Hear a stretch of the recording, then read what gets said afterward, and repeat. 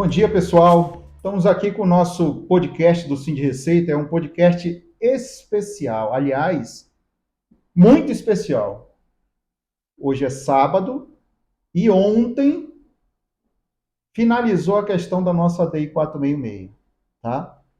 E aqui comigo o nosso presidente Thales Freitas, que vai, assim, falar detalhes dessa nossa grande vitória. Eu que sou TTN, né? Lá de trás, o meu concurso é de 1989. Então, realmente, para mim, hoje é um dia de extrema alegria. E eu também fico feliz, porque eu lembro que o meu presidente, ele entrou com...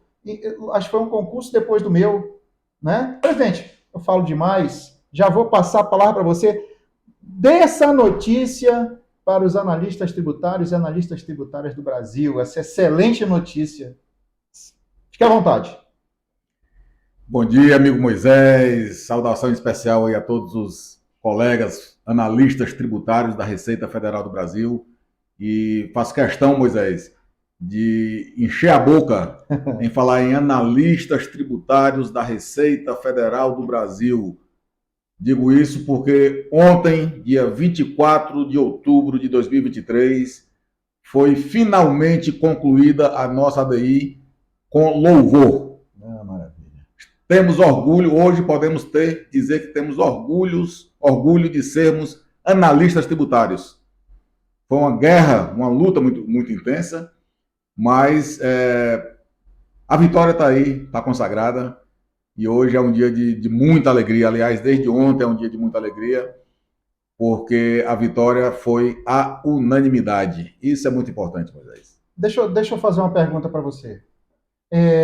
O fato da ADI não ter sido, vamos dizer assim, vitoriosa, né? Porque foi todos os ministros falaram assim, não, essa ADI não eu não sei direito a palavra, né? A parte... Foi toda improcedente. Isso, perfeito. Improcedente. Essa questão da ADI não ter sido procedente. Isso eu posso dizer, então, que o cargo de analista tributário da Receita Federal do Brasil e toda a evolução que ele sofreu desde lá da sua criação até hoje, então tudo que aconteceu de lá para cá é constitucional, eu posso falar isso? Totalmente compatível com a Constituição Federal de 1988. Totalmente compatível. O cargo que surgiu lá em 1985, ainda antes da Constituição, né, a lei, o decreto-lei foi recepcionado pela Constituição Federal. Lógico que ainda tinha a carreira do Tesouro Nacional, não era a carreira da Receita Federal. E em 1999, na gestão do secretário Everardo Maciel, que inclusive vai também fazer uma surpresa para toda a categoria. Legal. Ele fez a primeira reestruturação, né, alterando o nome da carreira para a carreira da Receita Federal e, consequentemente, atualizando o nível de escolaridade, que já era um concurso extremamente complexo, quando nós fizemos, eu e você fizemos, eu também sou TTN, né, do concurso de 1992, ingressando em 1993. E ele atualizou exatamente as atividades, as atribuições e o nível de escolaridade que, de fato, o TTN, né, o ex-TTN, sempre teve.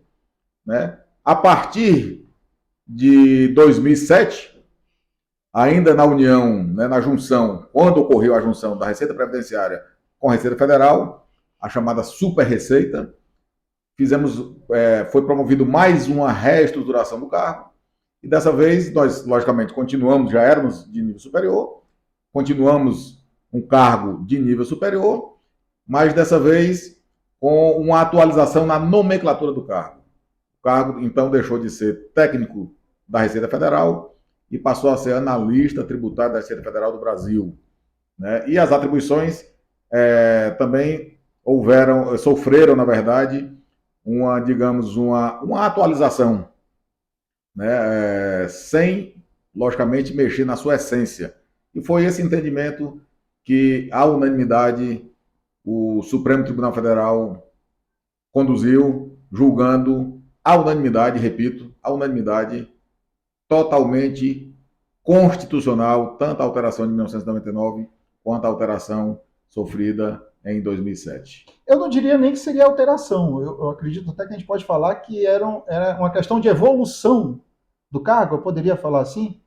Eu diria uma espécie de atualização. Tá. Né? Sim, Atualizou, e quando eu digo atualizou, não é trazer nada de novo, né? É você atualizar a realidade que sempre existiu de fato, sim. né? E trazer isso ao corpo da lei. Tá, mas aí, bom, vou ser bem sincero. Normalmente eu sempre digo que a minha memória não é muito boa, não. Mas quando foi que começou essa história dessa ADI? Eu lembro que eu não sei se foi em 2010, 2011, eu lembro que a gente até fez uma mobilização por conta disso. Eu estava em Manaus, delegado sindical, então a gente visitou os delegados. Na época era o inspetor, que era da alfândega, era o delegado da delegacia. Aí eu lembro até que a gente tinha umas camisas que nós mandamos fazer. Na época, eu acho que você era adjunto do jurídico, né? Exatamente. Como é que é? Eu sei que você tem uma memória muito melhor do que a minha. Então, conta, o que você lembra assim do início dessa questão da ADI? Eu não sei, Moisés, se a minha memória é melhor do que a sua. Eu tenho certeza que é. Mas, nesse caso específico, eu costumo dizer que a pancada só sente quem sofre. Né? E foi 2011. Eu e você tínhamos acabado de entrar na diretoria executiva nacional. Isso é verdade. Né? Eleição corrida em 2010. Naquela ocasião, eu ocupava o cargo de diretor jurídico adjunto. Você ocupava o cargo de diretor de assuntos aduaneiros. E eu me lembro demais, né? Eu costumo dizer, eu digo isso lá em casa, inclusive, que essa daí, ela veio, foi algo, quase, eu não sei se a palavra seria uma sina, mas foi um desafio que eu acho que foi posto ali para que eu pessoalmente... Mais um desafio, né, para nós. Por quê? Havíamos acabado de entrar na Executiva Nacional, eu ainda como diretor adjunto de assuntos jurídicos, e com poucos meses já nos deparamos com essa malfadada ação direta de inconstitucionalidade que, infelizmente, foi provocada por uma conduta que eu costumo dizer antissindical. Né? Sindicato que se preze, sindicalista que se preze, Moisés, ele jamais deve pautar ou levantar qualquer bandeira a fim de prejudicar outra categoria de trabalhador. Sim, você sempre fala isso, eu sei. Então, o analista tributário, na época técnico do Tesouro Nacional, depois técnico da Receita Federal, ele, em momento algum, colocou em risco o interesse de qualquer categoria do serviço público, muito menos qualquer cargo que ocupe, que trabalhe, que exerça suas funções dentro da Receita Federal do Brasil. Então, em 2011, recebemos essa ADI, uma surpresa gigantesca. Foi surpresa? Uma surpresa porque... Mas, eu não vou nem falar, eu ia falar uma besteira aqui, mas foi uma surpresa. Por quê? Porque... Vindo de onde veio, foi uma surpresa. Foi uma surpresa porque a provocação não foi surpresa. A provocação do sindicalista não foi surpresa. A surpresa Sim. foi o convencimento capaz de trazer com que o autor dessa ADI fosse o Procurador-Geral da República da época, de 2011. Sim. Doutor Fernando Gugel. Essa foi a grande surpresa. Né? Provavelmente algo circunstancial, mas isso foi uma surpresa. Não a iniciativa de quem veio. Né?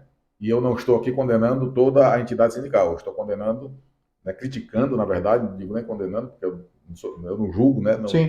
mas criticando a conduta da direção da Executiva Nacional, daquela entidade sindical, naquela época, em 2011. E a surpresa maior, isso não foi surpresa, a iniciativa, mas a surpresa foi exatamente, nós temos como autor da nossa ADI 4616, o Procurador-Geral da República. Eu digo surpresa, perceba, porque a gente sempre teve a convicção de que todas as reestruturações Sim.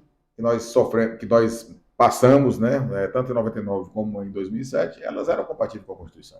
Tanto é, né, que agora, recentemente, ainda no curso do julgamento, né, que iniciou no dia 19 de maio, nós tivemos uma reunião com o atual procurador. Agora ele já aposentou, né? Sim. Mas o então Procurador-Geral da República... Né? Não, na época que eu digo. Assim, agora o doutor Aras. E ele mudou sua opinião. Ele mesmo, a Procuradoria-Geral da República, sendo autora da ação, ele opinou, por meio de memoriais enviados a todos os ministros, Era isso pela improcedência da ação. Mas era isso que eu ia dizer, né? Isso foi um trabalho do sindicato. Isso aí, ele, na noite para o dia lá, ele, peraí, não, isso aqui tá errado, eu vou. O entendimento vai ser outro. Não, isso aí foi todo um trabalho feito. Exatamente por isso que eu digo que a minha memória não é melhor do que a sua, mas o sofrimento me traz, porque realmente foi uma luta, foi uma luta muito grande. Mas, vou te interromper. E a questão, como é que foi chegar para contratar o Bulhões? Pô, pronto, vamos melhorar? Eu conheço o Bulhões, claro, a gente vem escutando o nome dele, das nossas ações, essas outras coisas. Mas de onde surgiu? Por que Bulhões? Para ser, no caso, o nosso advogado. Olha, o Dr. Bulhões, ele é um parceiro do Cine Receita, né? Como você bem falou, há muitos anos, né? Talvez as maiores conquistas, que não só os analistas, mas outras categorias, né? Eu digo o exemplo do 28%, né? Que foi um recurso repetitivo no STJ, né? De uma ação, de um lote, de uma ação de auditores fiscais. Né? E foi quando ele conseguiu estabelecer definitivamente o direito à incidência dos 28,86% na rubrica da RAV. Né? Até então, o judiciário, né, no STJ, ele entendia que deveria incidir apenas sobre o vencimento básico, que, como você se lembra, todos nós que éramos ali da década de 90, nós nos lembramos que a remuneração era o vencimento base de RAV e o vencimento base era muito pequeno. Então, o Dr. Bulhões, ele sempre foi um grande parceiro e um advogado brilhante que conseguiu talvez as maiores conquistas da nossa categoria. Cito também RAV 8 vezes, cito RAV Devida e tantas outras. Então, é talvez um dos maiores e mais renomados advogados, não só do país, mas do mundo. Outros países já o contrataram exatamente para que ele pudesse fazer o patrocínio das ações dos seus interesses. E foi isso que nos motivou, à época, a contactá-lo, né, e oferecer o serviço. E ele aceitou. Muito rapidamente ele aceitou essa parceria. Né, inclusive, ele realmente, né, e aí eu vou falar depois, mas ele realmente, para além das conquistas e do nome dele, o trânsito que ele tem em todas as instâncias do Poder Judiciário também nos levou a fazer essa contratação. Deixa eu perguntar. Tudo bem, essa coisa toda iniciou em 2011, tá? E de repente, aí é por isso que eu digo, sua memória é melhor que a minha. Na minha, veio a questão da ADI, eu lembro que a gente fez algumas mobilizações em relação à ADI, eu não sei, acho que 2012, não lembro direito, mas aí meio que isso, aqui, estou falando em relação à minha pessoa, isso meio que adormeceu. Nesse período que eu digo que eu estava adormecido, e não, porque aí, se você não tem um perigo iminente, eu que estou ali atrás, eu vou cuidar da minha vida, eu não vou estar preocupado com a DI, não vou estar. O sindicato, o que fez durante esse período? Por exemplo, vamos lá, de 2011 até o momento que o negócio estourou de novo, vamos dizer assim. A gente ficou parado também ou teve várias outras ações? Não. Como você bem falou, em 2011, o choque dessa ADI foi gigantesco. Talvez foi um período de maior mobilização da nossa categoria, isso em todo o país, camisas, os próprios gestores da Receita Federal, eles também, de certa forma, ficaram muito abalados. Inclusive, flexibilizaram a questão da realização de assembleias, manifestações, apoiaram, inclusive, né? E aqui eu tenho que ressaltar que a Receita Federal ela sempre nos defendeu. Lá em 2011, quando o relator da nossa ADI, ministro Gilmar Mendes, intimou a Receita Federal para que ela se manifestasse, a manifestação da Receita Federal, uma nota informativa, ela foi extremamente, como é que eu posso dizer, feita com extremo zelo, né? Com extremo zelo. A nosso favor, óbvio. A nosso favor, a favor da improcedência. Sim. A favor da improcedência da ação. Contou todo o histórico da carreira, detalhadamente, mostrou por A mais B que não havia qualquer irregularidade nessas reestruturações de 99 e de 2007. E isso aconteceu até recentemente no julgamento, no desfecho final, que aconteceu ontem. Né? Lógico, a ADI foi pautada em 2011, foi distribuída por dependência a outra ADI, que já existia desde 2007, ou foi 2008, que foi a ADI 4151, né, com o mesmo relator. Entenderam que a pauta, né, o tema de fundo seria o mesmo, e por isso a conexão. Depois realmente adormeceu, né, ela saiu de pauta, né, as informações foram prestadas, tanto pela Presidência da República, como pelo Congresso Nacional, pela Receita Federal.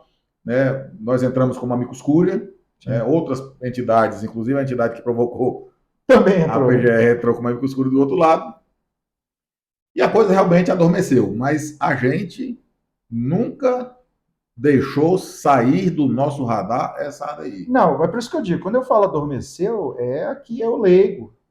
Leigo no sentido jurídico da coisa, né? De dizer assim, não, eu não estou vendo nada, então está adormecido. Mas a gente sabe que não é bem assim. O jurídico tem que estar sempre atento a qualquer movimentação. Exatamente. E pronto para agir, não é isso? Exatamente. E aí você pode me perguntar o seguinte, mas o que é que você chama de estar atento? Estar atento é exatamente acompanhar o comportamento do Supremo Tribunal Federal sim. Em ações diretas de inconstitucionalidade semelhantes, com temas semelhantes ao nosso. Perceba que esse ano, de 2023, uma das pautas temáticas do Supremo Tribunal Federal foi exatamente o julgamento dessas ações diretas de inconstitucionalidade que pautavam sobre reestruturação dos fiscos. Vários fiscos estaduais foram reestruturados, né? Muitos deles também ficaram com suas ações ali tramitando por anos, e a gente acompanhou o comportamento do Supremo Tribunal Federal em todas essas ADIs, digamos assim, semelhantes ao tema pautado na ADI 4616. Exatamente porque, quando viesse à tona, a gente já saberia a linha de cada um dos ministros, como eles costumavam decidir. Sim. Né? E isso, logicamente, iria contribuir para que a gente pudesse, logicamente, atualizar as nossas manifestações, inclusive conversar com a Receita Federal, constando os precedentes, né? Trazer essas informações, inclusive, ao PGR e perceba. Por que o PGR mudou de opinião? Primeiro, pelo trânsito que o doutor Bulhões tem com ele. Né? Foi um despacho realmente muito informal, digamos assim, né? Um bate-papo como esse que nós estamos tendo aqui, e nós apresentamos uma decisão do ministro em uma ação direta de inconstitucionalidade da Polícia Civil da Bahia, se eu não me engano, uma situação exatamente semelhante à nossa, e que ele opinou pela improcedência. Mas peraí, você está adiantando a história, se acalma. Você já está contando lá na frente, eu ainda estou na parte do adormecido. É porque eu tenho que rebuscar aqui na minha memória. Vamos pular a parte do adormecido, que a gente sabe que teve todo um trabalho de acompanhamento, de atenção, e eu já vou me lembrar que ano passado, você sempre falava assim, a gente vai estar diante do nosso maior desafio. Era uma coisa que você falava já ano passado, alertando pela questão da ADI. Você lembra? Olha, você lembra, não, era você falava. Com certeza. Por que você estava falando isso? Você vamos dizer assim, a gente já tinha alguma noção de que talvez no próximo ano poderia acontecer, até por conta dessas outras ações que já estavam tramitando lá no STF? Essa ação, depois desse período que ela ficou, entre aspas, adormecida, né, fora de pauta, ela entrou na pauta no ano passado. Tô dizendo que sua memória é melhor que a minha? Que para mim você estava... Eu não lembrava mais disso aí, não. Não lembrava. Entrou em pauta. Ela entrou em pauta no passado? Entrou em pauta, juntamente com a ADI 4151 e com a ADI 6966. Isso é bom você lembrar. Eu não lembrava. A ADI 6966, inclusive, ela foi proposta em 2021. Sim. Tá? Então, em 2022, houve a pauta das 3 ADIs, né, na mesma sessão. Inicialmente, seria uma sessão presencial.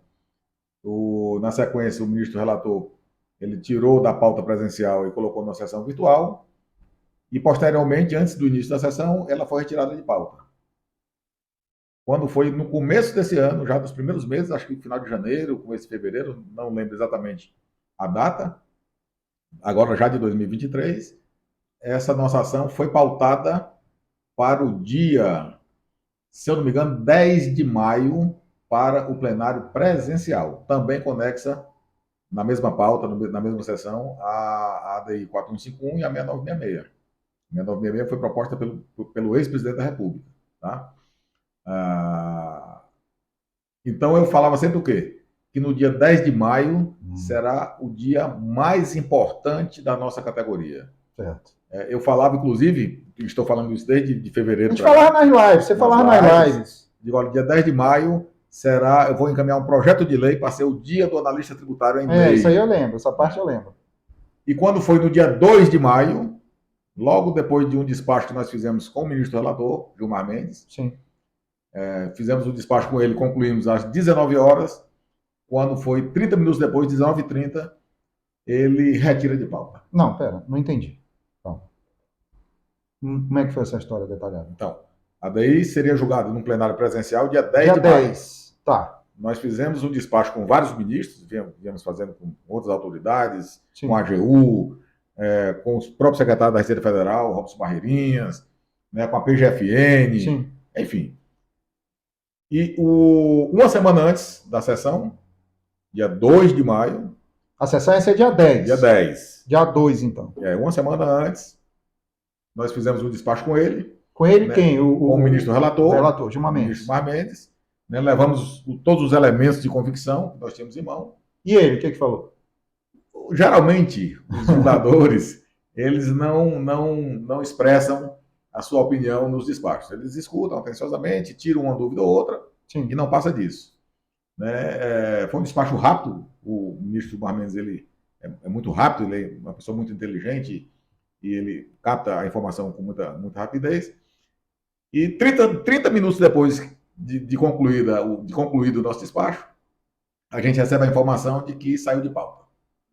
Ou seja, essa daí não mais iria ser julgada no dia 10 de maio. Eu vou fazer uma pergunta, eu sei só a resposta. Então quer dizer que a gente, querendo ou não, teve uma intervenção aí, né? Fez ele mudar de ideia em alguma coisa. Com certeza, os elementos que nós levamos, né, nesse despacho fomos eu, o doutor Bulhões e a doutora Alessandra Dama, que é nossa gerente. Com certeza ele trouxe alguma informação, alguma novidade, para que ele, naquele momento, retirasse de pauta o julgamento da nossa ADI. E retirou o nosso e as outras duas também.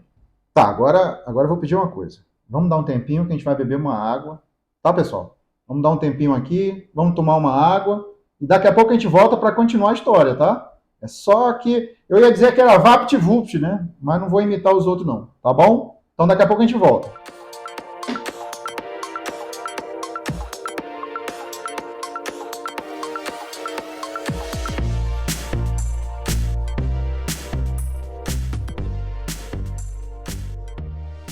Pessoal, voltamos aqui, já tomamos aquela água.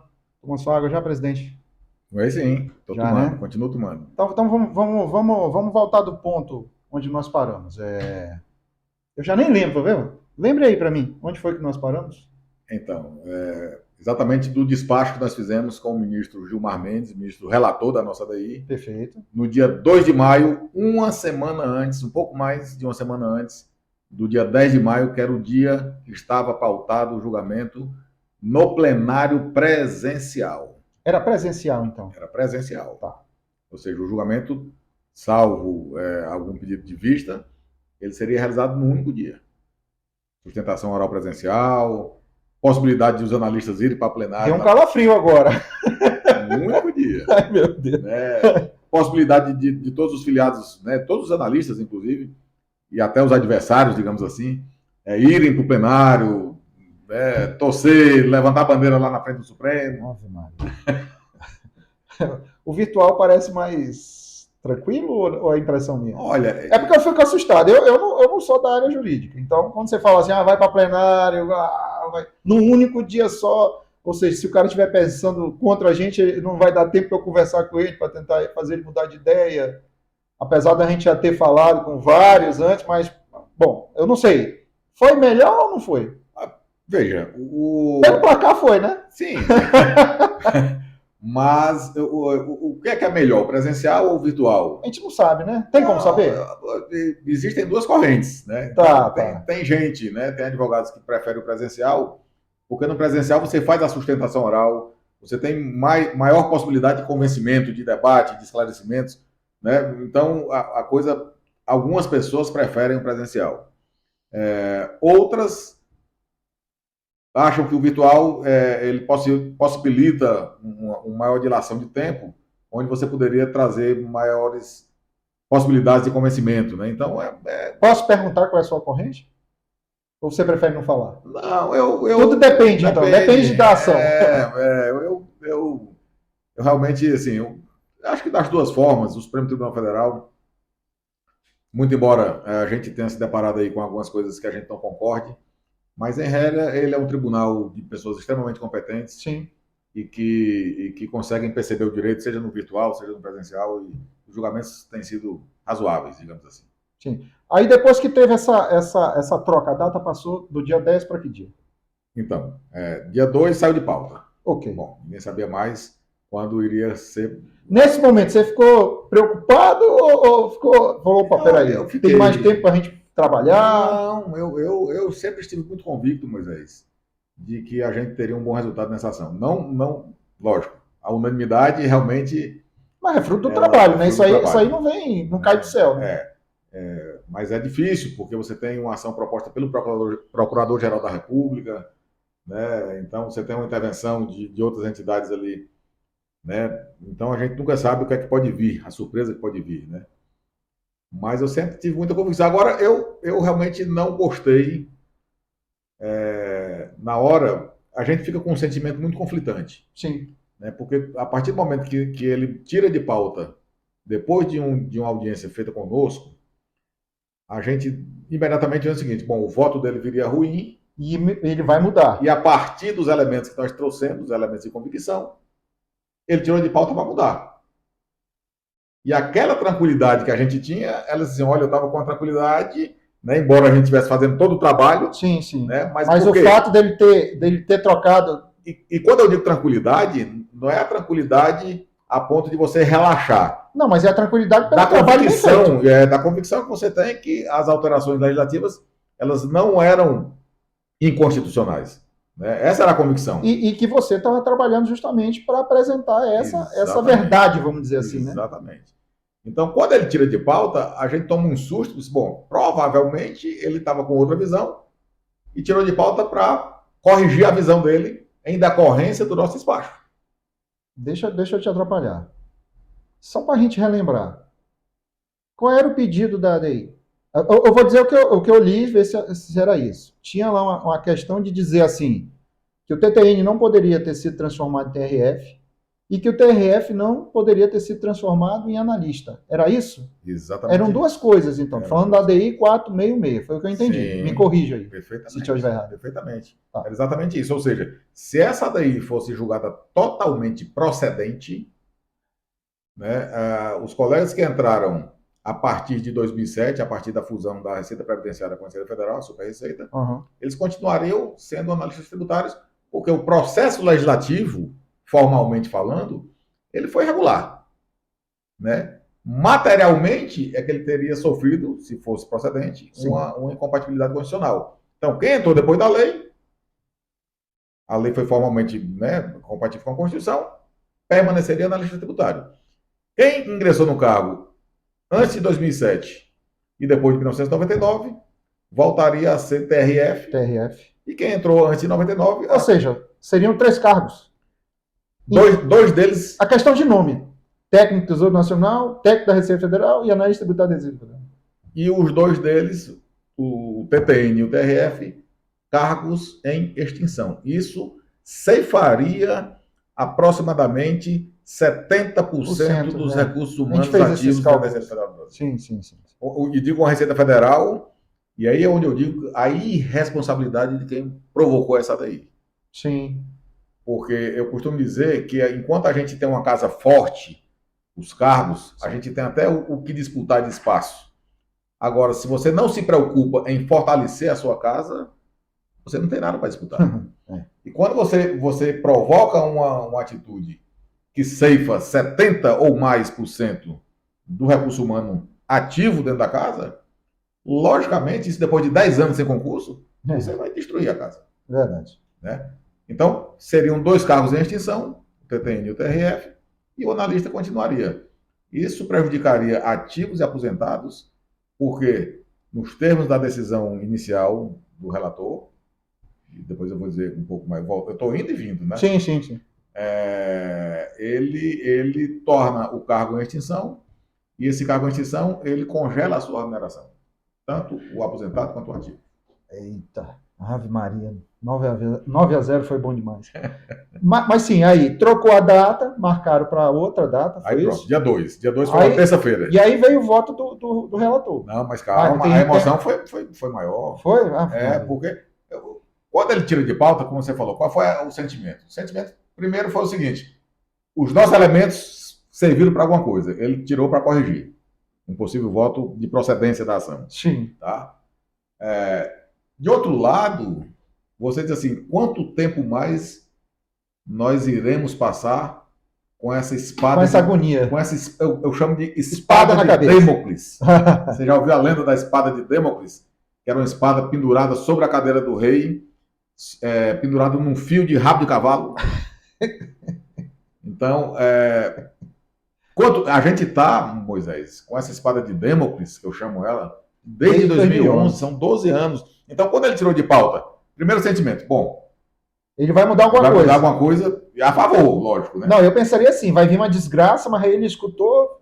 Isso. E talvez vai vir uma coisa boa agora. E aí se conflita com outro sentimento. Quanto tempo mais essa espada vai permanecer sobre a nossa cabeça? E a espada ficou quanto tempo mais? E aí, isso foi terça-feira, dia 2. Quando foi no dia 5, sexta-feira, ele devolve a pauta. Para que dia? O dia 19, uma sessão agora não mais presencial. Passou para virtual. Virtual, iniciando no dia 19 de maio.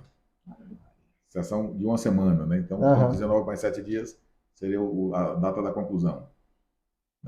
Eu com viagem marcada, né, para cumprir uma missão sindical, né, na Alemanha, e depois ia para a convenção da OIT. Da OIT, né, Organização Internacional do Trabalho. Lá em Genebra e outras missões. E era exatamente no dia que eu ia viajar. Né? Então, realmente, a gente vinha... Veja só, por isso que eu digo que é um sofrimento muito grande. Eu falei lá na sexta-feira da semana passada, nós fizemos eu participei de uma confraternização com os filiados lá da Delegacia Sindical do Recife, que é a minha origem, né? E lá eu falei do grupo, lá no grupo, e falei também com os colegas que do dia 19 até os dias atuais, o sofrimento foi tamanho que eu devo ter envelhecido uns 10 anos. Eu não duvido, não. Sendo muito franco. Naquele 19 de maio, Moisés, nós estávamos brigando 2 semanas antes, exatamente pela regulamentação do bônus de eficiência, que ainda não tinha sido regulamentado. Decreto nenhum, zero decreto. Uma semana antes da semana do dia 19, nós tivemos a iniciativa de procurar o Sindifisco, a Diretoria Executiva Nacional do Sindifisco. Eu lembro, isso aí eu fui. Exatamente. Eu fui nessa reunião. Você foi nessa reunião. Eu fui. Exatamente para que eles aderissem àquela nossa ação de greve, né? Levamos, esclarecemos como era, né? Eles ficaram de Não foi pensar. da foto que a gente fez? No dia seguinte, tiramos a foto com as duas entidades na frente do Ministério da Fazenda, parte da nossa categoria apoiou, parte, né, exatamente em virtude dada aí, que já vinha sendo pautada lá desde o começo do ano, né, reprovou. Mas o fato é que as duas categorias, elas tinham um interesse convergente, que era a regulamentação do bônus, e eu passei 2 semanas fazendo uma construção coletiva da nossa mobilização. Uhum. Depois daquela semana, que já foi muito exaustiva, na semana seguinte eu fiz talvez mais de 20 horas de lives com as nossas lideranças, para que a gente pudesse, no dia 18 à noite, foi a última live, me lembro como se fosse hoje, às 21h30, eu encerrei a live com a construção coletiva formada. Nós iríamos convocar uma AGNU para chamar uma mobilização simultânea, uma mobilização dos auditores fiscais. E isso foi feito numa construção coletiva com todas as lideranças do nosso sindicato. Foram horas de live. Naquele dia eu devo ter feito umas 5 ou mais horas de live. E acabei a live dizendo o seguinte: meus colegas, a partir das 0 horas de hoje, se tudo ocorrer como o previsto, o previsível, se não der nenhum problema no sistema do Supremo ou coisa da espécie, nós teremos o resultado do voto do relator. Né? Nós teremos a publicidade do voto do relator, a publicidade da nossa sustentação oral, a publicidade da sustentação oral, se é que naquela ocasião a gente não sabia ainda, da outra entidade lá com o Amicus Curiae. Sim. Né, a manifestação da própria AGU, se fez, se não fez, tudo vai estar na madrugada do dia 18 para 19, Sim. Ou seja, algumas horas depois. Exausto, né, fui jantar, enfim, na expectativa, inclusive, da viagem no dia seguinte. E quando foi 1h da madrugada, eu me deparei com Ninguém o voto. dorme, não? Não dorme. Eu me deparei com o voto do relator, fiquei não dormi aquela noite, não dormi. Realmente o voto não foi bom. Qual foi o voto? Exatamente. O voto ele deu pela parcial procedência da nossa ação. Ou seja, ele considerou que a reestruturação ocorrida em 2007 do TRF para o analista tributário estaria de acordo com a Constituição, mas que a reestruturação ocorrida em 1999 estaria incompatível. Então vamos falar. Então, TTI não poderia ter virado TRF, mas TRF poderia ter virado analista. Basicamente seria isso. Por isso que eu acho, então, que o voto dele vinha ruim. Pode ser que o voto dele viesse... Aí o trabalho já serviu para resolver a metade. Calma que a gente resolveu a metade, vamos resolver a outra metade agora. Exatamente, essa é a nossa impressão. Não, também. Porque todo mundo fala, às vezes, os caras, não foi feito nada, não. Foi. E ai de nós, né? Qual placar nós teríamos se não tivesse sido feito nada, né? Como muitos dizem por aí. Mas... Então, vamos lá. O não fazer nada foi uma noite sem dormir. Nas primeiras horas, né? Lógico, eu ia esperar o povo acordar. Né? 6 e pouco da manhã, eu já comecei a fazer os contatos com o Dr. Bulhões, com outros contatos, enfim, todas as pessoas que poderiam, de alguma forma, contribuir. As ligações e os contatos já tiveram início nas primeiras horas do dia 29. Que era uma sexta-feira. Sexta-feira. Os grupos de WhatsApp estavam pipocando. Sim. Né? Logicamente, eu tinha 2 alternativas. Ou eu ia dar atenção aos grupos, ou eu ia trabalhar. Deixei o grupo pipocar, comecei a trabalhar. Né? E no curso de uma reunião da DEM, que eu entrei no meio da reunião, porque nem sabia que tinha reunião, quando eu entrei já estava na reunião, nós nos deparamos exatamente com o pedido de vista do ministro Destoff, que foi fruto exatamente isso que eu ia dizer. De todo esse trabalho. Que também não caiu do céu, né? Isso é fruto de todo um trabalho. Não, de jeito algum, não caiu do céu, pessoal. Então, é isso que eu digo. Eu acredito que a nossa categoria ela tem que ter assim, a consciência, tem que ter a consciência de que nada cai do céu, né? Não, tudo... definitivamente. E aí, outra situação sempre a gente diz isso, né? Talvez seja até errado, que vão dizer que atrai energia negativa, mas para nós nada é fácil, tudo é difícil. Tudo é difícil. Mas mesmo assim a gente está trabalhando de noite e, pelo que eu vi, até de madrugada, né? Porque ninguém nem dormiu. De madrugada não dormi, né? O trabalho começou intensamente, eu fiz apenas para acalmar o grupo, eu fiz ali uma mensagem padrão, e estourei em todos os grupos e deixei lá. Né? As ligações já haviam sido feitas até às 10 horas da manhã, né? Todas as ligações. O próprio secretário da Receita entrou em contato comigo. Né? Ele falou que iria fazer uma reunião com o pessoal da AGU e no final da tarde ele me daria um feedback. Então foram várias ligações. E você viajou? Outros colegas aqui dos órgãos centrais, outros auditores, outros subsecretários. Então foi uma enxurrada de telefonemas muito grande nas primeiras horas. O ministro Dias Toffoli, inclusive, ele estava internado, estava hospitalizado, salvo engano, acometido por Covid. Se eu não me engano, foi isso aí. Né? E diante desse trabalho que nós fizemos, né, foi que ele foi alertado dessa situação. Muito provavelmente, ele já estava convencido da total improcedência da ação. Sim. E foi convencido como? Convencido com os nossos despachos. Sim. Né? E ele, quando tomou notícia, exatamente em decorrência dos contatos que nós fizemos, ele, né, convicto de que aquilo seria uma injustiça, pediu visto. Já indo lá na frente, o voto dele foi... Exatamente. Foi divergente do relator. Mas vamos voltar para cá agora. Um voto divergente, não. A gente vai e vem. Um voto divergente e um voto muito bem formulado. Sim. Teve bem formulado. Se nós percebermos a formulação do voto divergente com a formulação do voto do ministro relator, a gente vê a diferença. Eu acho que o voto dele, divergente, convenceu até o Gilmar Mendes a mudar o voto dele. Mas, corra, estamos adiantando. Não vamos adiantar, não. Mas calma, vamos lá. Você viajou assim mesmo. Sim. E quando você viajou, você não fez nada lá, né? Não. Fez alguma coisa lá? Antes, eu quero ainda dizer tem antes ainda? Eu só viajei, Moisés, depois que eu consegui o pedido de vista. Sim. Eu já tinha desistido de viajar. Já tinha desistido. A única condição para que eu viajasse seria um pedido de vista. O pedido de vista ele demora no mínimo 90 dias. 90 dias. Né? Teve ainda um recesso. Então sim, ou seja, ia ter um prazo mais dilatado. Um prazo mais dilatado, né? O prazo máximo.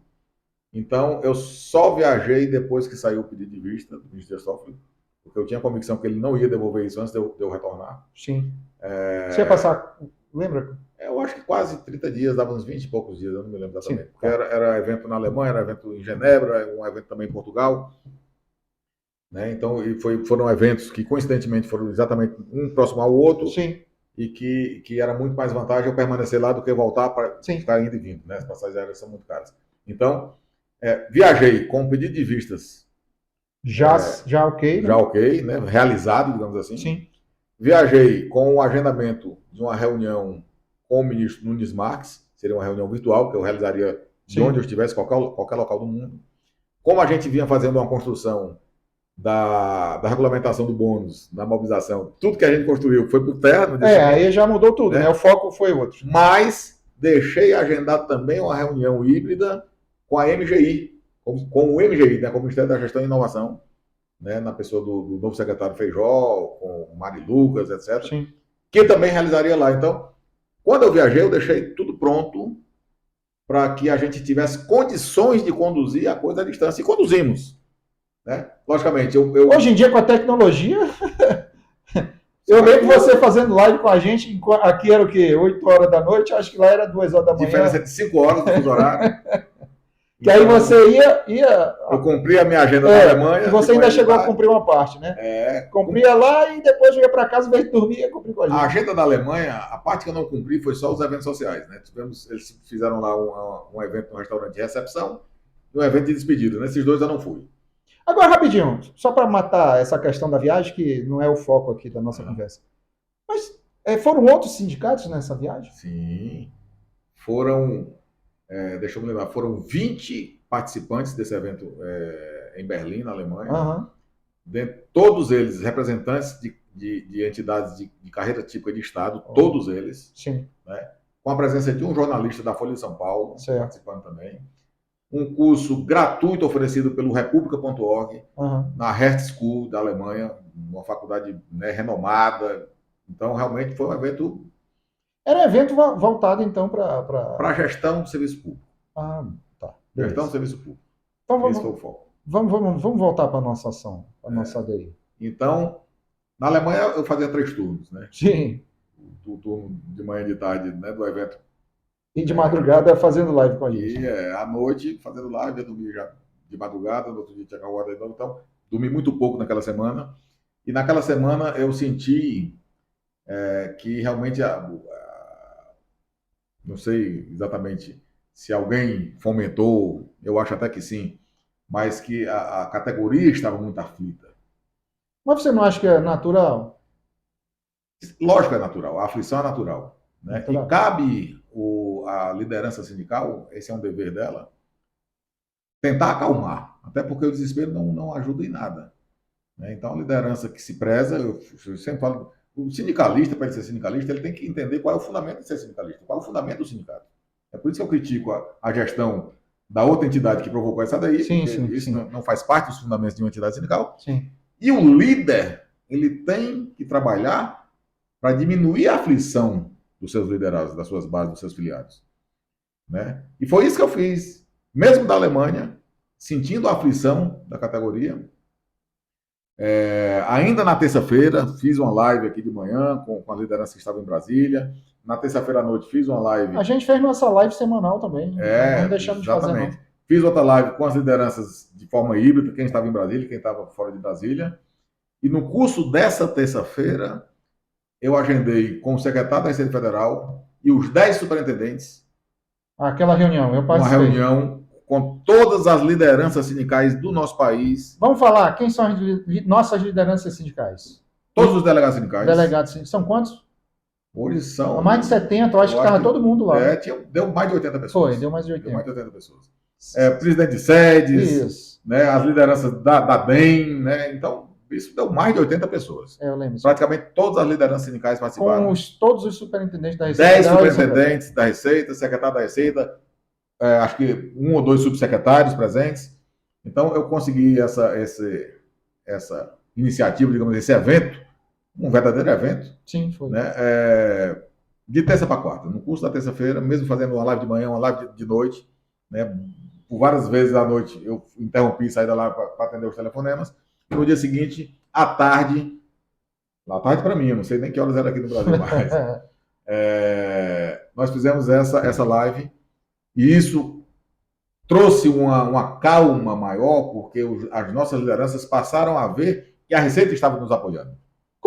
Agora, como você, a gente estava falou aqui no início, como ela apoiou desde sempre. Né? Mas eles ratificaram esse apoio, consolidaram esse apoio, confirmaram esse apoio. Foram falas muito bonitas, inclusive, muito, né, contundentes. E na sequência, eu também consegui um espaço na agenda do nosso advogado, doutor Nabor Bilhões. Nós fizemos a live com ele. A princípio, eu solicitei que ele participasse dessa live no dia tradicional, que era quinta-feira. Ele estava em viagem para Pernambuco, um evento lá da UAB em Caruaru, e ele disse assim, olha, Thales, na quarta vai ser a posse dos desembargadores do Tribunal da Primeira Região, à tarde é a solenidade, à noite vai ser o coquetel, e no intervalo eu tenho esse intervalo aqui para fazer essa live com o Cine Receita. Né? E encaixei a live com os superintendentes, na sequência a live com o Dr. Bulhões. Deu quase 1.000 pessoas. 1.000 pessoas.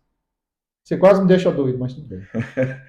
E, Moisés, cumprindo o papel de liderança, a quinta-feira acordou mais calmo. Mas você voltou antes da sua viagem. Foi, voltei antes, né, porque eu senti, Moisés, que era melhor você estar aqui? Era melhor estar aqui por vários motivos, né? Sim. Por vários motivos. Mas o principal deles era exatamente trazer essa tranquilidade. Quando eu viajei, eu imaginei que seria possível, de certa forma eu conduzi naquela semana todas as iniciativas que trouxeram algum resultado, mas que seria possível a gente cumprir a agenda que já tinha sido firmada anteriormente, com despesas efetuadas, juntamente com essa agenda, porque a perspectiva era 99% de ele não voltar à pauta ainda antes do meu retorno. Sim. Mas, percebendo toda essa aflição, eu cancelei a agenda em Genebra, cancelei a agenda. Inclusive, perdemos uma grande oportunidade, a primeira vez que o Cine Receita é convidado para participar de uma reunião da OIT. A primeira vez. Mas a gente vai ser convidado de novo, presidente? Espero. Vai. Né, tiramos a vaga de outra entidade. Né, fomos convidados por uma entidade de âmbito internacional, cuja sede é em Buenos Aires. Né? Então, foi muito sofrido. Foi muito sofrido. É por isso que eu digo, olha, a minha memória é decorrente do sofrimento. Né? Cada minuto, cada detalhe. Uhum. Então, diante dessa situação, eu resolvi cancelar essas agendas e retornei já no sábado. Né? Tive uma dificuldade de encontrar voo de volta também, né? Mas retornei no sábado. E na segunda-feira já estávamos, eu e algumas lideranças reunidos exatamente com o doutor Nabor Bulhões. Desculpa. Gilmar Mendes. Com o ministro relator Gilmar Mendes. Eu lembro também. Né? Então, já começamos bem. E aí, a partir daí, até o voto do voto vista, né, que chama? Do Toffoli. O que é que o sindicato fez nesse período? A partir daquele contato com o ministro Gilmar Mendes, né, eu me lembro exatamente o que foi que eu falei, né? Estávamos algumas lideranças, eu vou citar o nome das lideranças, eu acho importante. Né? Estava a ex-presidente Silvia, né? Estávamos eu, ex-presidente Silvia, estava o ex-diretor financeiro Jaildson, estava o presidente do SESI de Santa Catarina, Geraldo Paes, certo. Estava o nosso diretor de assuntos jurídicos, Alexandre Xavier, estava o nosso diretor financeiro, Ricardo Ramos. tá? Então, estava toda essa equipe reunida lá com o ministro relator. A ex-presidente Silvia abriu a reunião, ela já mantinha um contato, né, já Sim. de outras ocasiões como ministro relator, e a parte técnica ela passou para que eu pudesse conduzir. E uma das coisas que eu falei foi o seguinte: ministro, no seu voto, você colocou algumas, na verdade, Vossa Excelência colocou algumas modulações, né, de não anulação de atos, pretéritos, de não devolução de valores, etc, etc. E eu lhe digo uma coisa, ministro: se não houvesse modulação alguma, não haveria ato administrativo a ser anulado, não haveria remuneração a ser devolvida. E por quê? Porque não houve qualquer alteração nas atribuições no curso dessas duas reestruturações, muito menos de remuneração. Talvez na remuneração algumas pessoas tenham até diminuído. É verdade. Né? E eu me lembro que quando, nesse momento, o ministro perguntou: isso que você está falando, Thales, está aí nesses papéis que você está me entregando? Eu digo: tá. Peguei uma das partes do memorial, Sim. abri na página e disse: está aqui. Ó. Inclusive numa nota técnica da própria Receita Federal, atualizada, né? A Receita Federal fez em 2011 e atualizou uma depois da pauta. Então, foi uma reunião muito boa. E na sequência, nesse intervalo, até a devolução do voto, quero até ressaltar aqui, nós, exatamente pelo fato de nós virmos desde 2011 acompanhando os precedentes e as outras ações correlatas, nós entramos em contato com o advogado Dr. Rafael Barroso. Ele conduziu o Amicus Curiae de outras ADIs correlatas, resultados muito bons, a ADI do Tocantins, inclusive. Né? Quero ressaltar aqui a liderança lá do Tocantins, Arnaldo Severo, que foi quem me colocou em contato com o sindicato lá do Fisco Estadual, e esse, por sua vez, me colocou em contato com o Dr. Rafael. E pela biografia e pelo trabalho que o Dr. Rafael desenvolveu em outras ADIs, trabalho muito exitoso, nós conversamos com ele, né? Ele aceitou fazer essa parceria com o Dr. Nabobulhões, conversando com o Dr. Nabobulhões, então houve uma sinergia muito grande desse trabalho, e o resultado está aí, né? Muito bom. Veio o voto, Vista. O que você achou? O que você sentiu quando o ministro apresentou o voto dele? Foi realmente uma alegria muito grande. Foi um suspiro, né, de alegria ali, de esperança. Na sequência, depois do voto do Toffoli, né? Do Toffoli, Ministro Dias Toffoli. veio qual o voto? Da sequência do ministro Dias Toffoli, agora você... Te peguei. Agora você... Mas você lembra quando Gilmar Mendes mudou o voto dele? Sim, sim. Olha, Gilmar Mendes, Então, o ministro Gilmar Mendes. Então, vamos lá. Veio o ministro Dias Toffoli, na sequência do ministro Dias Toffoli veio o ministro Fux. Certo. Que acompanhou a divergência. Na sequência do Fux veio um voto vogal brilhante, acompanhando a divergência do ministro recém-possado Zanin. Fizemos um despacho com ele, inclusive. Sim. Muito bom despacho. Quero agradecer também aqui ao senador Zequinha Marinho. Zequinha Marinho foi quem conseguiu esse despacho com o ministro Zanin, né? Conseguiu despacho com outros ministros também. Despacho, você fala ir audiência, ir lá conversar, com o ministro, audiência, né? Despacho seria entrar na audiência com o ministro, sim. Presencial ou às vezes virtual, mas com o ministro Zanin recém-possado, inclusive ele estava ainda se inteirando do acervo. Alguns advogados diziam que ele não estava recebendo ninguém, mas um pedido de um senador, né, ele atendeu. Fomos eu, doutor Bulhões, doutor Rafael, doutor Robson Barreirinhas, né, representante da Receita Federal, o próprio senador estava presente, né, o nosso diretor Afrânio foi também nos acompanhando. Afrânio é o colega de Belém, nosso de Belém, diretor. do Pará, exatamente. Só para lembrar de onde ele é. Né, o nosso diretor, suplente, hoje ele está como quarto, terceiro suplente, eu não me lembro agora, aqui na DEM, mas foi muito boa a conversa, um bate-papo sensacional. E então vamos lá. Ministro Dias Toffoli abrindo a divergência, ministro Fux acompanhando a divergência, ministro Zanin com o voto vogal, ele podia só acompanhar, mas ele fez questão, ele fez questão de fazer um voto brilhante, inclusive, acompanhando a divergência. Aí vem o ministro Gilmar Mendes. Aí... esse que eu gosto mais, pô. quando foi na quinta-feira, 2 horas da tarde, mais ou menos, aí veio o ministro Gilmar Mendes acompanhando a divergência. Teu sentimento nessa hora? Não, aí foi uma explosão. Uma explosão. Realmente, eu já tinha ficado muito feliz, Moisés, quando o autor da ação, né, o Procurador-Geral da República, opinou pela improcedência, mesmo sendo autor da ação. Sim. Isso também foi um feito. Foi importantíssimo isso. Né? As pessoas não entendem a dificuldade. É verdade. Eu desafio aqui vocês procurarem aí, né, na história do Supremo Tribunal Federal, né, e dessas ações de inconstitucionalidade, quantas vezes o Procurador-Geral, autor da ação, mudou sua opinião. Eu desafio também que vocês procurem aí, em todos os precedentes do Supremo Tribunal Federal em ações diretas de inconstitucionalidade, quantas vezes o relator vem de uma forma e depois muda o próprio voto acompanhando. Quantas vezes isso? Mas isso não é questão de sorte? Bom, eu ainda não ganhei na Mega Sena. Então não é, né? É trabalho mesmo, né? Noite sem dormir. Muito trabalho. Mas e quando o ministro Gilmar Mendes virou o voto dele na quinta-feira, me recordo, nós estávamos, inclusive, agendando na sexta-feira fazer uma vigília. Aqui no Foi, verdade. Faria um culto ecumênico, né? Seria uma tarde, uma noite. Já esperando o final que seria no da dia votação, 6. Que seria dia 6, né? Então, no dia 5, né, à tarde, o ministro relator Gilmar Mendes muda o voto acompanhando a divergência. Então, aquilo foi uma chuva de emoção muito grande, né?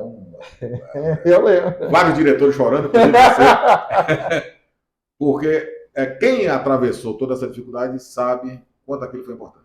E quando a gente fala em trabalho, né, não é dizer, só o Thales trabalhou, não é isso, né? Você tem toda uma estrutura, até colegas, acho que é todo mundo, né? Todo mundo contribuiu.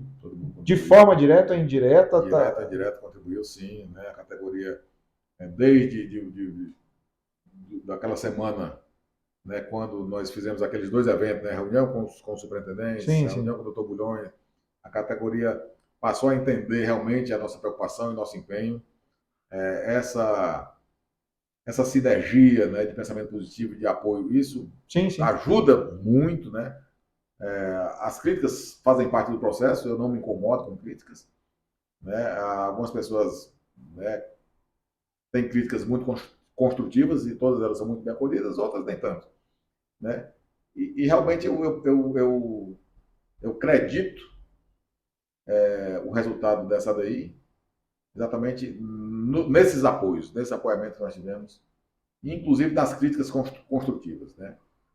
As críticas não tão construtivas eu realmente descarto, né? Essas não ajudaram nada e muitas vezes até atrapalharam. Mas foi um choque de emoção muito grande. Então, naquele dia, realmente, o coração ele tinha que ser bom. Aí veio o ministro Alexandre. Eu pessoalmente acordei, né, com o aniversário de uma afilhada minha, mora em Fortaleza, amo, então acordei muito feliz, ligando, dando os parabéns. Na sequência, recebi a notícia do falecimento de uma tia muito querida também, o coração de alegre já passou a ficar balanceado. Tem que ser forte, tem o coração forte, né? Se sofrer de coração... Algumas horas depois veio um voto corrigido do ministro relator Gilmar Mendes, o coração foi ao extremo novamente, e poucas horas depois veio o ministro Alexandre Moraes pedindo visto. O coração deu um choque, deu uma coisa... Então...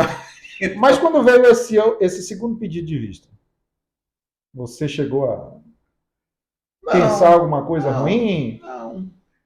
Olha, Moisés, eu a partir de... Já estava o quê? 6-0? Então nós tínhamos lá o ministro relator, o ministro Dias Toffoli, divergente, o ministro Fux acompanhando a divergência, o ministro Zanin, com voto vogal, acompanhando a divergência. Na sequência veio o ministro Gilmar Mendes, 4 votos. A ministra também. Aí depois do Gilmar Mendes, na verdade, depois do Gilmar Mendes veio o pedido de vistas e depois do pedido de vista veio a ministra Carmen Lúcia acompanhando o ministro relator, que já tinha mudado de voto. Sim. Né? Então tinha Dias Toffoli, Fux, Zanin, Gilmar Mendes e Carmen Lúcia. E depois a abstenção do ministro Barroso.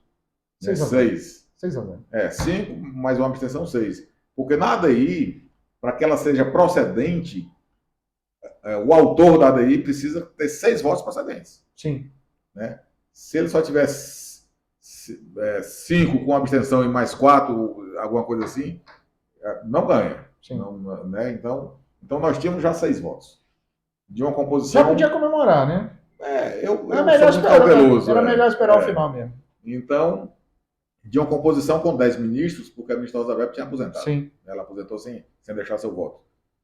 Né? Então, quando o ministro Alexandre de Moraes, ele é um ministro muito cauteloso, muito diligente, né? Então, ele gosta de proferir o voto, seja vogal ou não. Então, ele fazia parte do perfil dele. Né? Não foi, embora a gente, né, não esperasse esse pedido de vista, mas não foi de toda uma surpresa, porque faz parte da conduta dele, do perfil dele, esses pedidos de vistas, e ele costuma devolver rápido, como de fato devolveu. Né? Com 30 dias ele já estava devolvendo. Então vamos dar mais. O meu copo secou aqui. O meu também. Vamos tomar mais uma água. Daqui a pouco a gente volta, tá, pessoal? Para finalizar, aí é a parte que a gente vai comemorar aqui, tá bom? Até daqui a pouquinho.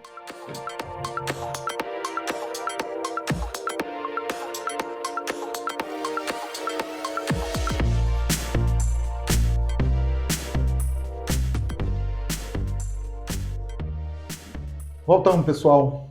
Vamos aqui para a nossa terceira e última parte do nosso podcast especial ADI 466, 9-0, hein? Isso é goleada. Tá? Estamos aqui com o nosso presidente Thales Freitas. Presidente, vamos aqui retornando. Nós paramos... Exatamente no pedido de vistas devolvido do ministro Alexandre de Moraes, né? Como eu havia falado, ele costuma realmente fazer isso, não demora com o processo na mão. Né? E realmente ele devolveu com 30 dias aproximadamente. Não foi surpresa o voto dele? Não foi. Com a estrutura de votos já proferidos, né? A correção do ministro Gilmar Mendes, né? O ajuste, na verdade, acompanhando a divergência, o voto vocal do ministro Dani muito bem formulado, o próprio memorial do PGR pedido pela improcedência da ação. Então tinha uma estrutura muito bem consolidada de trabalho para que ele viesse divergindo de tudo isso. Né? Não tinha razão de ser. E, de fato, não veio dessa forma. Lógico, a cada voto que entrou, né, nesse curso aí, sim, até o dia de ontem, o dia 24, né, quando concluiu a sessão de julgamento, cada gol é uma emoção. Sofremos uma ansiedade muito grande, porque os 2 últimos votos demoraram a sair, saíram já no finalzinho do prazo. Né? Verdade. Uma ansiedade muito grande. Meu WhatsApp toda hora chega uma mensagem: cadê o voto? Cadê o voto? E eu digo: olha, pois é, se eu pudesse fazer com que ele viesse, né, resolver logo. Mas a cada gol que a gente fez, os 9-0 realmente unanimidade. Quando eu digo 9-0, uma composição com 10 ministros, né, porque tem um aposentado, um se absteve. E os ministros que votaram, todos, à unanimidade, reconheceram a constitucionalidade das reestruturações ocorridas no nosso cargo. E hoje eu tenho orgulho, nós temos que ter orgulho de bater no peito e dizer: somos analistas tributários da Receita Federal do Brasil, cargo plenamente constitucional. Eu fico sem... Com louvor. Fico sem saber o que falar. Você já sabe que eu saio nessas horas aí, já dá vontade de chorar, porque aí a gente relembra, né, toda a luta, né, não foi fácil, nunca é fácil, e assim, um 9-0 é um 9-0, né? Daqui para frente. Bom, Moisés, deixa eu respirar um pouco. Né, como eu falei, peguei essa daí como adjunto jurídico. Uhum. Na sequência, eu fui eleito diretor jurídico, né? Então, durante toda essa trajetória, enquanto diretor jurídico, né, essa daí poderia ter sido julgada, né? Sim, sim. Mas ela não foi, e o destino me fez esperar. Ela esperou você ser presidente. Ser presidente para poder conduzir isso aí realmente da forma como foi conduzida. Tenho orgulho disso, Moisés. Eu acho que isso é uma marca que tem que ficar na... Dá para fazer um quadro, presidente. Cargo constitucional, pô. Cargo constitucional. Não há quem diga mais nada. É uma marca realmente na nossa biografia de trabalho, é uma marca na história do analista tributário, uma marca positiva. né? E realmente eu acho que toda a diretoria executiva nacional tem que ter orgulho disso. Quero fazer uma saudação. Antes da sua saudade, era isso que eu ia falar. Agradecimentos. Eu tenho medo de esquecer algum nome, né? Mas uma saudação, logicamente, ao nosso diretor jurídico, Alexandre Xavier.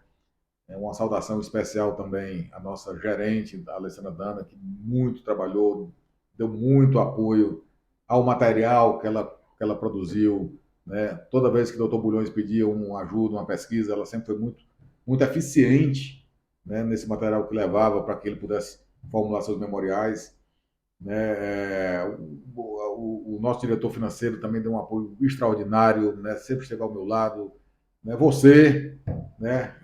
Também sempre acompanhando muito de perto, né? Sempre a cada notícia nova, né? Sempre de primeira mão levando a categoria. Enfim, como eu falei, né? O nosso delegado sindical lá do Tocantins, Arnaldo Severo, que me colocou ali o contato, né, e que me fez chegar o doutor Rafael. Doutor Rafael, um agradecimento especial. Brilhante trabalho do doutor Bulhões, brilhante trabalho. Né, doutor Bulhões, ele está emocionado também, ele está muito emocionado. E eu acho que eu tenho, Moisés, eu quero agradecer a todos, realmente. Eu não gostaria de ser injusto aqui e de esquecer algum nome. É complicado mesmo, até pelo tempo que foi essa tramitação, né, de 2011 até aqui.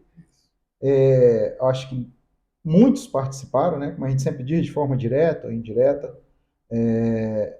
E é como você fala, eu pelo menos que sou do concurso é o segundo concurso da Receita de 98, não, nem 89, 1900, eu estou velho já. De 89, assim, depois que saiu essa DI, como você falou, a gente sentia a espada na cabeça, né? Porque aí era como se quisessem desconsiderar tudo que foi feito para a gente construir o cargo dentro da Receita. Não, começou como TTN, TRF, a TRFB, como eu sempre disse, você falou que era atualização, eu continuo com a evolução na minha cabeça, né? Mas tudo bem. A gente teve toda essa atualização e eu digo, assim, eu tenho 32 anos de Receita, eu me sinto responsável, sim, pelo que a Receita é hoje.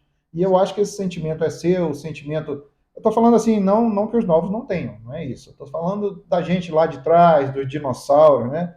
Eu sempre digo, tem até a gente tem participou esse ano das histórias do trabalho da Receita, aí eu sempre brinco, né? Que antes os aduaneiros, para saber o que tinha dentro de um container, a gente tinha que entrar dentro do container, rastejar, ver. Então eu sou dessa época ainda, né? Do jaleco azulzinho. Hoje em dia não, já tem um raio-x. Hoje em dia é mais tranquilo. Continua tendo trabalho, mas não é mais fácil, mas é feito de outra forma. Então a gente veio acompanhando toda essa atualização, essa evolução do cargo e a evolução da própria Receita Federal. E a gente se sente parte disso. Então, por exemplo, se a DEI prosperasse, era como se desconsiderasse, eu estou falando por mim, né? Se desconsiderasse tudo aquilo que eu fiz e faço ainda pela Receita Federal. Né? Eu faço parte da história da Receita Federal. E agora, mais ainda, que aí, sou agora um cargo que está lá dito constitucionalmente, não tem problema nenhum. Estou dentro eu ia dizer 4 linhas, mas eu preferi não, eu não vou falar não. Então, já que você não quer esquecer ninguém, eu posso falar para você, agradeço o seu trabalho. Obrigado, Moisés. Obrigado mesmo. E de dos outros, mas aí eu foco em você, todo esse trabalho que a gente teve, eu foco em você. Tá?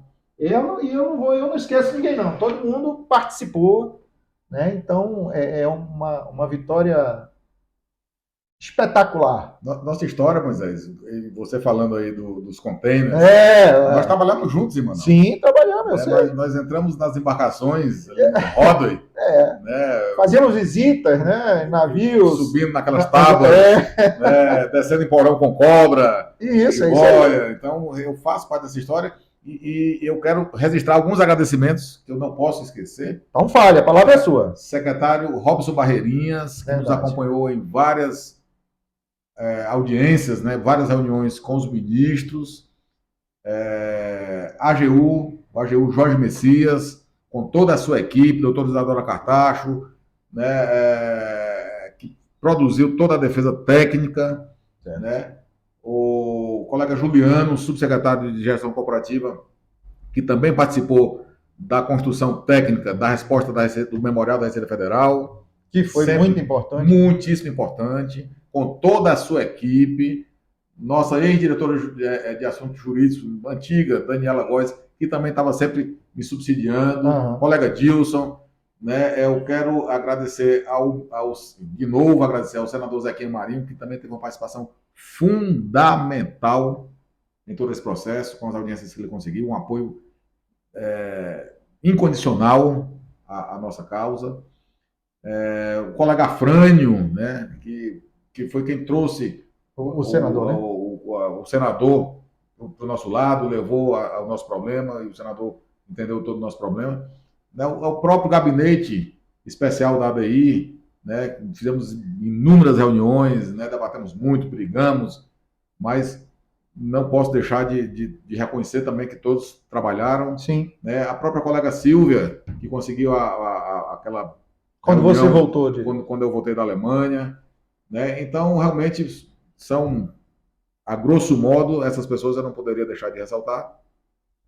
Né? E lógico, hoje hoje é um dia muito feliz. Hoje eu posso comemorar, né? Não é possível, não? Hoje a gente pode comemorar, mas vamos comemorar sim. Então, gente, agradecer aqui nosso presidente Thales Freitas. Obrigado, presidente. Obrigado pela presença aqui. Daqui a pouco eu vou já pôr no ar esse negócio. Tá? Obrigado pela presença. Obrigado por fazer a gente relembrar de algumas coisas, que como passa muito tempo, a gente vai ficando esquecido. Tá? A gente vai chamar você para outros podcasts do Sim de Receita. E não pense que a luta acabou, gente. Tem muita coisa ainda pela frente, né? E temos que comemorar ainda mais, Moisés. Nós estamos aqui há uma semana do início da reunião do CNRE. Sim. Teremos aqui aproximadamente 150 pessoas, ou um pouco mais do que isso. Colegas de todo o país, né? De todo o país, lideranças de todo o país. Né, acompanhados por vários filiados de modo virtual, de todo o país também. Eu tenho também que ressaltar, como é que eu posso falar, o trabalho. Né, eu tenho conversado com o ex-secretário da Receita, Everardo Maciel, né, com frequência. Né, infelizmente, ele ainda está se recuperando, convalescendo ali de um problema de saúde. Mas a gente vai fazer um podcast com ele, não vamos não? Vamos. Era surpresa isso ou eu falei adiantado? Era surpresa. Mas ele estaria aqui conosco. Mas iremos fazer isso ainda, está agendado já. A data vai ser surpresa ainda. Tá? Ok. Tá. Vou ficar calado. E outros mais podcasts que nós pretendemos fazer. E esse será uma surpresa, não revele. Né? Porque deve ser sim, Moisés. Veja, para quem sofreu 12, quase 13 anos, a gente tem que fazer no mínimo uma semana de comemoração. No mínimo. Ainda é pouco, ainda seria pouco. Eu vou comemorar até... E digo, a minha promessa vai ser concretizada. Né? Vou conversar com o nosso diretor de assuntos parlamentares. E o dia 24 de novembro vai ser encaminhado um projeto de lei que será o dia do analista tributário da Receita Federal do Brasil. Parabéns. Presidente, obrigado. Deixa eu apertar sua mão de novo. Até nosso próximo encontro. Tá bom? Gente, obrigado. Vamos comemorar agora, hein? Tá bom? Um abraço a todos.